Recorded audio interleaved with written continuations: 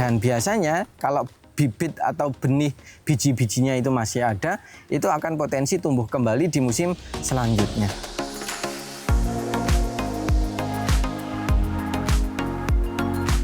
Assalamualaikum warahmatullahi wabarakatuh, sahabat petani semua. Video kali ini kita akan membahas tentang sistem olah lahan yang baik dan benar dengan menggunakan sterilisasi lahan yang sangat bermanfaat untuk menekan pertumbuhan gulma, hama, dan penyakit, tetapi dengan biaya yang sangat efisien, tetapi hasilnya bisa sangat maksimal. Dan menurut kami ini hal-hal yang mungkin perlu teman-teman perhatikan sebelum teman-teman berbudidaya tanaman, apalagi berbicara tentang perawatan. Hal yang sangat perlu kita perhatikan adalah sistem olah lahan yang baik, dan video ini akan menjawab keresahan yang saat ini dirasakan oleh teman-teman. Penasaran seperti apa? Video lengkapnya setelah yang satu ini.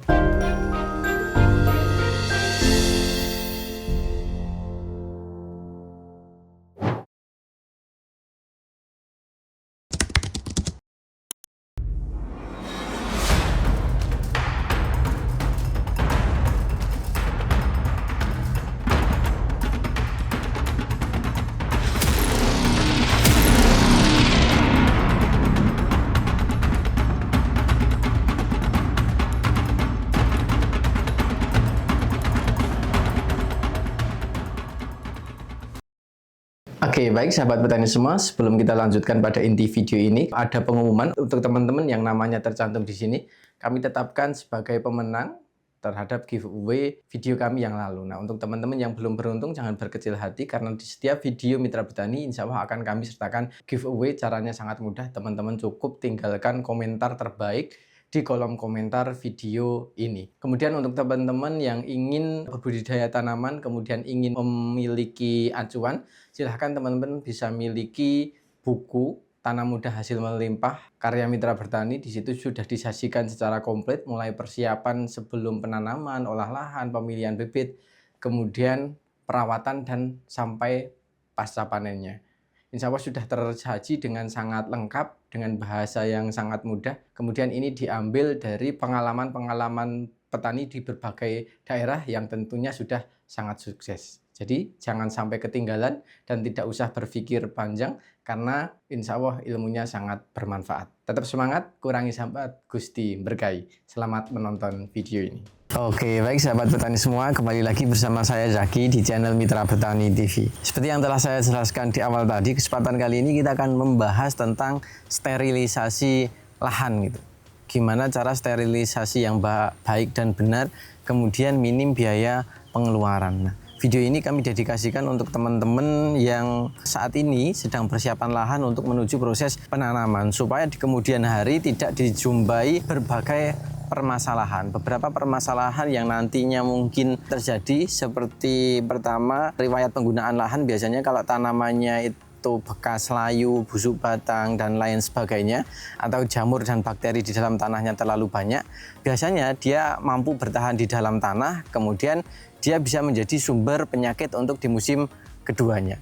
Yang kedua adalah tingginya serangan hama atau sejenis moluska dan lain sebagainya, khususnya yang hidup di dalam tanah. Biasanya hama-hama tersebut itu nanti akan menyerang dan akan mengganggu proses budidaya tanaman, dan akan sangat fatal apabila kita sudah terlanjur melakukan penanaman tetapi hamanya itu masih sangat banyak di bagian bawah atau di sistem perakaran itu terlalu banyak. Nantinya kita akan kerepotan untuk melakukan budidaya tanaman. Biasanya sulamannya atau tanam ulangnya itu nanti akan menjadi banyak karena memakan akar, batang, dan lain sebagainya, sehingga tanaman tidak bisa tumbuh dengan optimal. Yang ketiga, biasanya pasca musim penghujan seperti ini, tanah lumayan subur, kemudian rerumputan atau jenis gulma itu biasanya tumbuh dengan sangat lebat. Itu juga akan memperkeruh keadaan ya, di mana gulma tersebut itu berpotensi untuk mengganggu penyerapan nutrisi dari tanaman yang kita tanam. Semakin banyak jumlah gulma yang ada, otomatis nutrisi yang dimakan oleh tanaman itu akan menjadi semakin berkurang. Selain itu juga gulma itu bisa berpotensi sebagai rumah atau persembunyian dari hama-hama tersebut. Nah, untuk memutus 3 rantai serangan tersebut itu kita melakukan berbagai upaya. Yang harapannya di kemudian hari untuk proses budidaya tanaman itu bisa berlangsung dengan mudah, lancar, dan minim dari hambatan. Nah, ini karena merupakan lahan bekas ya, yang dimana dulunya ini digunakan untuk budidaya tanaman dan sudah bertahun-tahun dilakukan budidaya tanaman. Kemudian saat ini juga banyak yang mengeluhkan terkait dengan kematian secara serentak. Misalkan dari busuk batang, kemudian layu, fusarium, kemudian antraknus juga lumayan banyak, kemudian serangan hama di bagian bawah juga sangat banyak. Maka kami dedikasikan video ini adalah untuk menjawab keresahan-keresahan tersebut. Di mana di akhir bulan Desember, Januari, Februari ini mungkin banyak teman-teman yang sebenarnya belum habis tanamannya tetapi sudah keburu mati. Dan menurut kami juga sayang sekali. Dan kalau kita langsung menanami bisa jadi kita akan kerja 2 kali. Karena nanti tantangan di musim selanjutnya itu akan menjadi lebih besar. Nah, umumnya teman-teman nanti akan melakukan sterilisasi lahan itu dengan berbagai cara. Salah satunya adalah penggunaan hidrogen peroksida atau H2O2. Di samping kelebihannya yang mungkin sangat instan, tetapi tentu saja itu kurang selektif dan berpotensi untuk mengganggu keseimbangan ekosistem di dalam tanah gitu. Jadi menurut kami tentu saja ada dampak negatif yang ditimbulkan dengan penggunaan bahan kimia yang menurut kami sangat keras tersebut. Itu berpotensi nanti meluruhkan unsur hara, nutrisi, kemudian bakteri, jamurnya juga ikut mati semua dan sebagainya, mungkin berpotensi seperti itu. Dan kalau tidak diikuti dengan pengembalian mikroorganisme yang baik, dampak kedepannya mungkin tanah akan menjadi rusak. Yang kedua, biasanya teman-teman akan menggunakan insektisida. Nah, insektisida ini juga tentu saja mungkin akan efektif, tapi ada hal yang mungkin dirugikan, yaitu tentang jangka panjangnya. Kemudian biasanya karena ini di dalam tanah juga kadang sifatnya itu terbatas. Di samping itu juga pengeluaran nanti akan menjadi lebih tinggi. Selain itu penggunaan herbisida seperti kita ketahui ya, jadi kalau hanya menggunakan kontak, dia dalam jangka berapa hari dia sudah akan tumbuh. Kemudian kalau menggunakan yang sistemik itu memerlukan waktu yang relatif lama untuk sampai matinya. Dan biasanya kalau bibit atau benih biji-bijinya itu masih ada, itu akan potensi tumbuh kembali di musim selanjutnya. Maka video ini itu akan mencoba merangkum atau menyederhanakan langkah-langkah tersebut supaya kita dengan satu langkah itu bisa lumayan efektif untuk kesemuanya. Langkah olah tanah yang kita lakukan di sini adalah lahan olah basah gitu. Jadi olah basah itu adalah melibatkan air. Jadi sebenarnya salah satu pergiliran atau rotasi tanaman yang paling bagus untuk budidaya tanaman hortikultura ini digunakan untuk budidaya tanaman padi. Tetapi seperti kita ketahui untuk budidaya tanaman padi paling tidak itu memerlukan waktu 90 sampai 120 hari dari olah tanah sampai bisa dipanen. Nah, mungkin teman-teman akan mengeluhkan waktu yang terlalu lama. Nah, ini adalah jawabannya gimana cara pengolahan lahan yang tidak terlalu lama, minim biaya, tetapi hasilnya mungkin juga bisa baik gitu. Nah, ini adalah sistem olah lahan secara basah atau digenangi seperti penggunaan untuk budidaya tanaman padi. Jadi di lahan ini itu menggunakan sistem olah lahan basah. Jadi digenangi seperti untuk budidaya tanaman padi. Langkah-langkah yang kita lakukan adalah seperti apa? Yang pertama adalah membersihkan sisa tanaman sebelumnya. Sebaiknya menurut kami juga dibakar saja gitu ya. Kemudian mencabut mulsanya, kemudian alat atau untuk merekatkan mulsa itu biasanya ada yang menggunakan sujen, kemudian ada yang menggunakan bambu. Kalau sujen bisa dibersihkan, jadi mensterilkan dari bahan-bahan kimia, kemudian plastiknya bisa kita angkat. Baru setelah itu kita melakukan olah lahan. Nah, kita melakukan pembajakan. Di bagian ujung kita buat pembatas supaya air itu tidak keluar. Jadi untuk olah lahannya itu menggunakan traktor, kemudian dibasahi, kemudian dibajak secara menyeluruh. Nah, seperti kita untuk budidaya tanaman padi. Nah, waktu penggenangan yang efektif itu menurut kami sekitar 1 sampai 2 minggu untuk teman-teman menggenangi untuk seperti persiapan untuk budidaya tanaman padi. Jadi airnya tidak usah dikeluarkan, nggak apa-apa. Cukup nanti biar dia hilang dengan sendirinya gitu. Jadi digenangi, dibajak, kemudian digenangi, dibiarkan bisa 1 minggu atau 2 minggu. Mungkin lebih dari itu juga mungkin tidak apa-apa gitu ya. Jadi sangat sederhana, teman-teman hanya menggunakan lahannya dilakukan seperti untuk budidaya tanaman padi. Jadi dipersiapkan, diolah, kemudian dilibatkan air, dibajak, diratakan, kemudian digenangi air tinggi sekitar 10 sampai 15 cm. Kemudian teman-teman diamkan 2 sampai 3 minggu. Nah, itu menurut kami sudah lumayan efektif baru kita nanti lakukan proses selanjutnya. Jadi caranya sangat sederhana ya, hanya seperti itu. Teman-teman tinggal melakukan itu, kemudian dilakukan pendiaman sampai 2-3 minggu. Nah, manfaat yang didapatkan dari penggunaan sterilisasi sistem tersebut itu ada berbagai keuntungan yang nanti akan kita dapatkan. Yang pertama, yang paling sederhana itu adalah di gulma. Gulma kemungkinan dia akan mati apabila dia tidak mendapatkan udara di bagian bawah. Jadi karena pada dasarnya itu tanaman atau gulma itu dia hidup di daratan, kalau dia selalu tergenang, mungkin metabolisme dalam dirinya itu akan menjadi terganggu. Yang kedua adalah biji-bijian yang dihasilkan dari gulma itu, kemungkinan dia akan mati apabila dia tergenang dalam jangka waktu 2-3 minggu. Karena beberapa penelitian menunjukkan bahwa penggenangan 2-3 minggu itu bisa mematikan benih-benih biji dari gulma tersebut. Ya, itu jadi gulmanya itu ada potensi mati, jadi nanti angka tumbuhnya di musim tanam sebelumnya itu akan lebih kecil gitu. Jadi untuk pengendalian herbisida mungkin bisa kita tekan. Yang kedua, sebagian besar patogen penyakit yang sifatnya tular tanah, misalkan sejenis jamur ya, entah itu yang menyebabkan layu fusarium, kemudian antraknos, kemudian busuk batang dan lain sebagainya, itu kemungkinan besar dia mampu bertahan di dalam tanah dan sifatnya dia adalah aerobik atau memerlukan oksigen.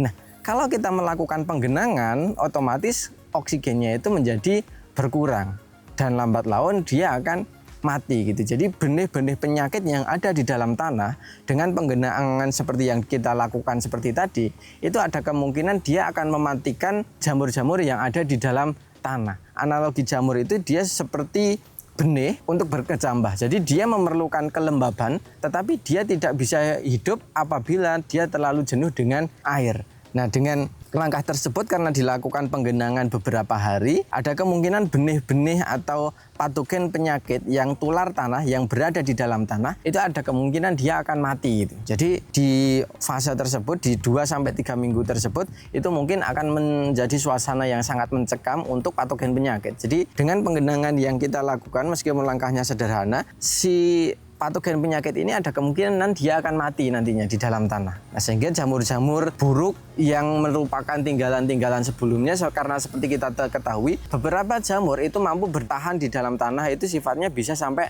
tahunan. Nah, untuk teman-teman yang saat ini mengalami kendala, tanamannya mengalami layu, busuk batang, atau mungkin antraknos meskipun dia menyerang buah, tapi dia juga mampu bertahan di dalam tanah. Nah, itu kalau kita tidak putus siklusnya, itu bisa datang lagi di musim selanjutnya. Makanya dengan penggenangan seperti ini, itu insya Allah akan menekan dari serangan penyakit tersebut. Jadi minimal kita sudah berikhtiar untuk mematikan jamur-jamur yang ada di dalam tanah. Baru selanjutnya kita melakukan olahan yang selanjutnya gitu ya. Jadi untuk dari segi penyakit, otomatis kita akan sangat terbantu dan ini juga lebih ramah lingkungan ya. Kalau tadi penggunaan hidrogen peroksida itu menurut kami juga lumayan bahaya atau dampak negatifnya bagi tanah itu juga lumayan besar. Tapi kalau hanya menggunakan penggenangan seperti itu, insya Allah itu akan jauh lebih ramah lingkungan. Yang terakhir tadi berkaitan dengan gulma, kemudian yang kedua adalah di patogen penyakit, insya Allah nanti akan jauh banyak berkurang. Yang selanjutnya adalah di tingkat hama. Hama yang berada di dalam tanah khususnya mungkin dari kalangan nematoda dan sejenisnya gitu ya, karena beberapa petani itu mengeluhkan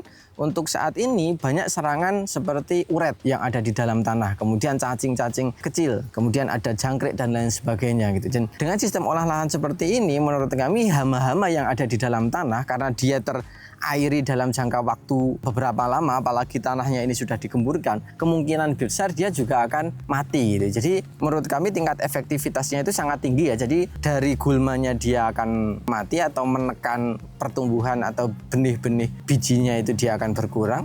Yang kedua di tingkat patogen penyakitnya dia juga akan sangat berkurang. Yang selanjutnya adalah di tingkat hama. Nah, dengan upaya-upaya yang kita lakukan itu minimal sudah menanggulangi atau meminimalisir dari 3 potensi serangan atau hal-hal yang kita tidak kita inginkan di musim selanjutnya. Karena dengan olah lahan seperti itu, seperti kita ketahui bahwa tanaman yang bagus itu tidak pernah terlepas dari tanah yang bagus pula. Makanya sebisa mungkin kita membuat tanah atau membuat pondasi bedengan seperti ini dibuat sebagus mungkin. Makanya kami untuk proses olahan mungkin sedikit memakan waktu, menurut kami nggak masalah karena nanti ini sifatnya adalah investasi jangka panjang dan kami lebih condong pada pertanian yang berkelanjutan di mana bukan hanya baik untuk saat ini tetapi juga baik di masa mendatang. Kemudian ini juga lebih ramah lingkungan dan biaya pengeluaran menurut kami juga jauh bisa lebih dihemat gitu. Karena beberapa hal tadi yang harusnya untuk memberi insektisida, herbisida, kemudian fungisida, bakterisida bisa digantikan hanya melakukan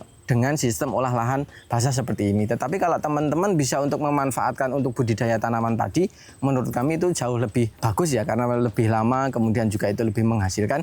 Tetapi mungkin untuk teman-teman yang sifatnya pengen cepat-cepat, ini bisa dicoba dan ini sudah coba kami buktikan di beberapa lahan kami dan memang hasilnya lumayan bagus, memberikan pengaruh yang sangat nyata dan beberapa daerah juga sudah melakukan hal serupa seperti apa yang kami lakukan ini. Mungkin itu ya tips olah lahan atau sterilisasi lahan yang menurut kami sangat efektif dan efisien dan hemat biaya, kemudian memiliki dampak yang sangat nyata. Untuk pupuk apa saja yang perlu kita berikan, kemudian hal-hal apa saja yang kita perlu perhatikan dalam pembentukan bedengan, insya Allah akan kita bahas di video kami selanjutnya. Jadi untuk teman-teman yang ingin bertanya seputar dengan olah lahan, silahkan tuliskan di kolom komentar. Nanti insya Allah akan coba kita tanggapi atau mungkin kalau banyak bisa kita buatkan videonya. Jadi video ini mungkin kita cukupkan sekian. Hal yang bisa kami simpulkan untuk teman-teman yang ingin berbudidaya tanaman, apalagi kemarin memiliki riwayat hama, penyakit, gulma yang cukup mempusingkan, silahkan bisa melakukan olah lahan yang seperti yang kami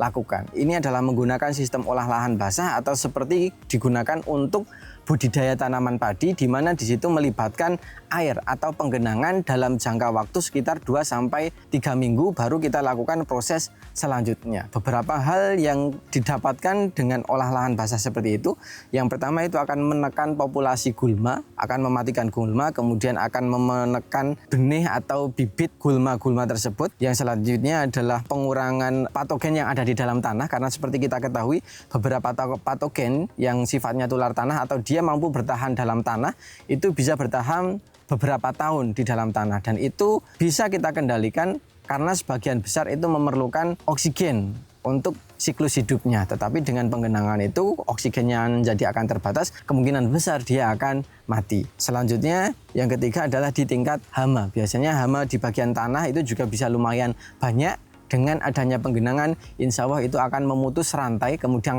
telur-telurnya juga mungkin bisa kita musnahkan, kemudian hamanya juga mungkin bisa kita kendalikan, sehingga proses budidaya di kemudian hari bisa menjadi lebih mudah. Mungkin itu, semoga tips yang singkat ini bisa mendatangkan kemanfaatan dan mungkin untuk teman-teman yang penasaran ingin mencoba silahkan dicoba. Tetapi untuk teman-teman yang belum tertarik silahkan bisa lakukan apa yang teman-teman yakini. Pada dasarnya kami hanya sharing apa yang kami lakukan dan menurut kami ini ada banyak manfaat yang telah kita dapatkan. Dengan biaya yang seminimal mungkin, kemudian tingkat kelestarian coba kita jaga sehingga asas pertanian berkelanjutan itu bisa kita kedepankan. Mungkin itu yang bisa kami sampaikan pada kesempatan kali ini. Semoga video ini bermanfaat dan apabila video ini bermanfaat jangan lupa klik like, comment, share dan jangan lupa subscribe untuk tidak ketinggalan info-info terbaru dari kami. Terima kasih, tetap semangat, kurangi sambat, Gusti berkahi. Terima kasih dari saya Zaki, salam mitra petani Indonesia. Wassalamualaikum warahmatullahi wabarakatuh. Dan sampai jumpa di video kami selanjutnya.